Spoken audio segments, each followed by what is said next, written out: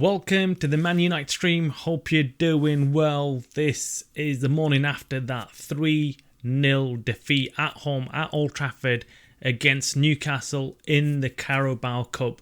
We are in deep trouble. That is an understatement to say the least. Ten Hag is in deep trouble. Whether he survives till the end of the season is going to be very hard. I can't see it happening, but we are hearing that the Glazers will have to make a huge payoff to Ten Hag if they get rid of him any sooner. So we all know that the Glazers will not put their hands in their pockets and pay out Ten Hag for the remaining of his contract and get rid of him anytime soon. They're going to probably stick with him till the end of the season and then sit down and see what to do with his position.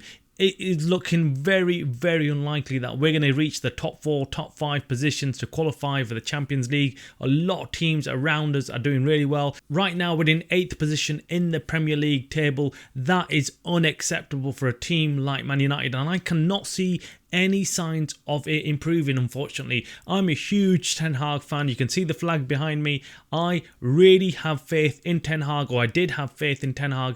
I really believe that if he was given the right tools, he would make the team click. But unfortunately, something isn't right. Something's happened in that dressing room where I feel like they are downing tools, and we've seen this happen so many times. I've done another video, actually, a deeper dive into Ten Hag and his future at Man United, so make sure you check that out. But this looks like the end is very close for Ten Hag. The players have given up on him. It looks like the whole situation with Sancho, and even going back before that, the whole Ronaldo issue, the way Ten Hag kind of dealt with it, I think he lost a few players in that dressing room because of the way he's dealt with certain players. And this is more to do with, I think, modern footballers than it is anything else. Modern footballers, we've seen, are very sensitive to criticism. They can't handle it and they throw their dummy out the pram very quickly.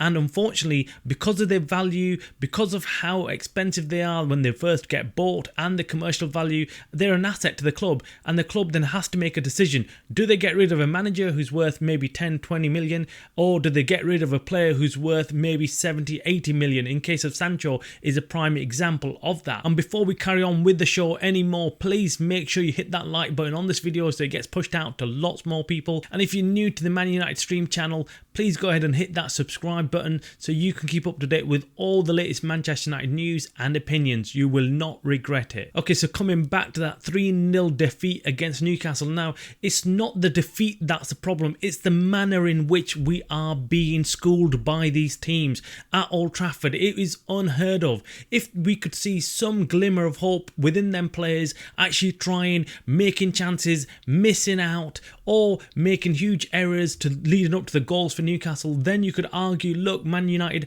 are just simply unlucky right now. But that is not the case. We look like we're never going to score against these teams, and when it comes to defending, it's like a knife through butter. They just simply walk through the defence, parting the defence, and then we've got a goalkeeper in Onana who looks like he cannot save anything. He is just simply not a good shot stopper, and undoubtedly we had a great shot stopper in De Gea. Now, he didn't do everything else good. He wasn't good with his feet and he wasn't good at distribution, but what he was good at is on them one-on-one situations De Gea would have a chance of saving. Onana, on the other hand, I mean, if you see someone going through on goal one-on-one with Onana, it's more than likely he's going to let that goal go through. Let us know in the comments below what you think about Onana's performances so far. Are we being extra harsh on him? Do you feel that he will settle in and become a top shot stopper, or do you feel that this is it? This is all we're going to get from Onana? But of course, all the responsibility falls on Ten Hag, and everyone is pointing the finger at Ten Hag, the manager, who is dictating what the players are doing and who is dictating the style of play, if there is a style of play. That is the biggest problem. Many people are now saying that Ten Hag does not have a clue. His substitutions, his tactical awareness is not good enough at this level. He was brilliant at Ajax and he did really well, but he was managing players with small egos, and at Man United it's completely the opposite. He's got huge players in that dressing room, superstars, and he cannot handle them the way in which they need to be handled. And that is the biggest problem we're hearing out of Man United, that Ten Hag is out of his depth. And we as fans can see that Ten Hag hasn't got all the answers at Man United. What will happen to Ten Hag? Nobody knows. Will he start winning games? Will the players start winning games and trying harder? Or are the players just simply not good enough, and have they given up? Have they down tools, and are they now revolting against Ten Hag in that dressing room? We did hear rumours of the dressing room being split with Ten Hag and not being happy with the way he's handled the Sancho issue. So is that causing the problems on the pitch? We don't know. What we can see is that the top players at Man United are not performing well enough. They're not performing to the standard expected of them. But why is that? The question needs to be asked. Why is Ten Hag not getting the best out of these players?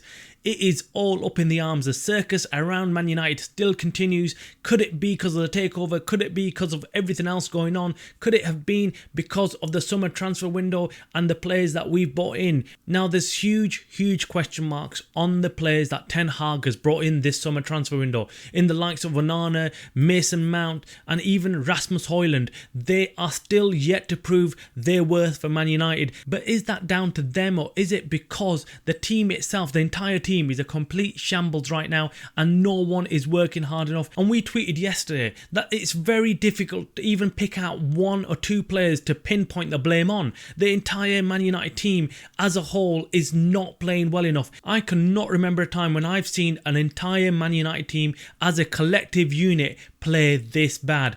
Make sure you hit that like button on the video. Let us know what you think about the situation. Drop your comments. We really want to hear from all Man United fans. You are watching the Man United Stream channel, a channel by the fans for the fans.